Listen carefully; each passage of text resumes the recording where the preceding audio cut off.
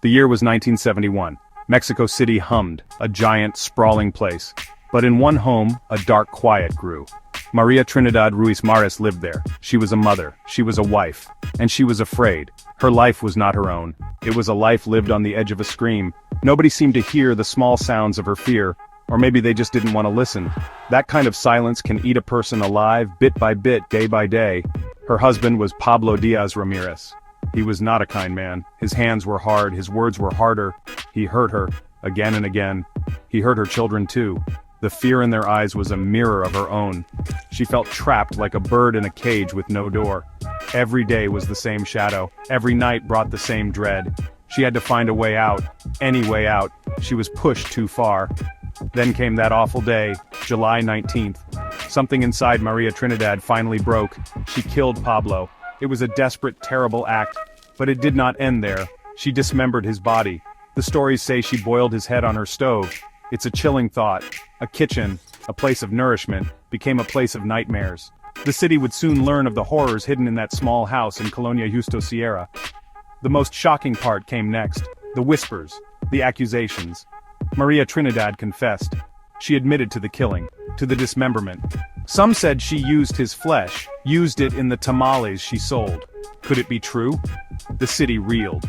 This woman, driven by abuse, became a monster in their eyes.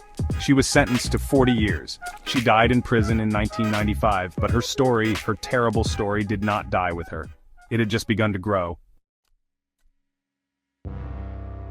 Real horror often plants seeds that grow into twisted tales. Maria Trinidad's crime was real, too real.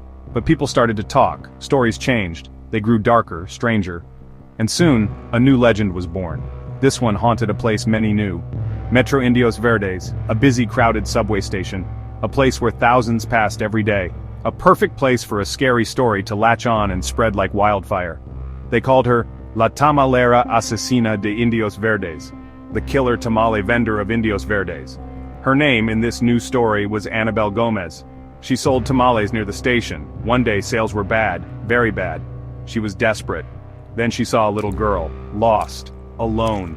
A dark idea took root in Annabelle's mind, a terrible, unthinkable idea. She took the girl home. The legend says a terrible fate awaited that child. Suddenly Annabelle's tamales were famous. Everyone wanted them. They were the best in the city, people said, so delicious, so special. But what was her secret ingredient? The whispers started. What made them so good? The legend said she used the flesh of the lost girl, that her success was built on a monstrous act. People shuddered, but still the story was told, over and over. It became a chilling warning. Metro Indios Verdes is a place of comings and goings. People rush. They are often tired, distracted. It's a place where someone could disappear. It's easy to imagine shadows there. Easy to believe in dark secrets hidden just out of sight. The legend of Anabel Gomez fit perfectly. It became part of the station's identity. A grim piece of Mexico City's folklore. A story you tell to scare your friends on a dark night. It tapped into a primal fear. These stories, so full of fear and darkness, grab people. They stick in the mind. Maria Trinidad's real horror. Anabel Gomez's legendary terror. They were too shocking to be forgotten, so they became entertainment. People wanted to see them, to hear them, to feel that chill down their spine. The stories moved from whispered tales to the bright lights of screens and stages. It was a natural step for such powerful narratives. The true crime of Maria Trinidad Ruiz Mares inspired a movie, El Alimento del Miedo, The Food of Fear. It came out in 1994. It brought her horrifying story to a wider audience. People watched, shocked and fascinated. How could such a thing happen? The film explored the darkness, the desperation, the terrible choices made. It cemented her place in the gallery of infamous crimes. The screen made her notorious all over again. Then came television. The popular series Mujeres Asesinas, Killer Women, told her story too. An episode in 2008, it focused on the women, the reasons they killed. It brought Maria Trinidad's tale to a new generation. Even songs were written inspired by the grim events. The story echoed in different ways. Each retelling added another layer to the legend, another reason for people to remember, and to be afraid. And the legend of Indios Verdes, it found its way to the theater. Leyendas Mexicanas de Terror, el musical, Mexican Horror Legends, the musical. Imagine that, a musical. Scheduled for November 2023. La Tamalera Asesina, singing her chilling tale on stage. It shows how these legends live on, how they change and adapt. They become part of the culture, part of the shared nightmares that thrill and terrify us. The tale continues to evolve.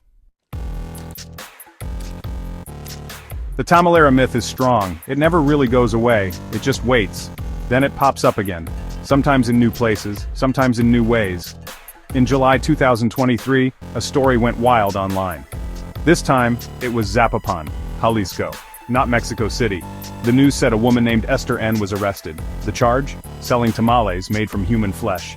The story claimed dismembered bodies were found. It sounded so familiar. Too familiar. The story spread like a virus.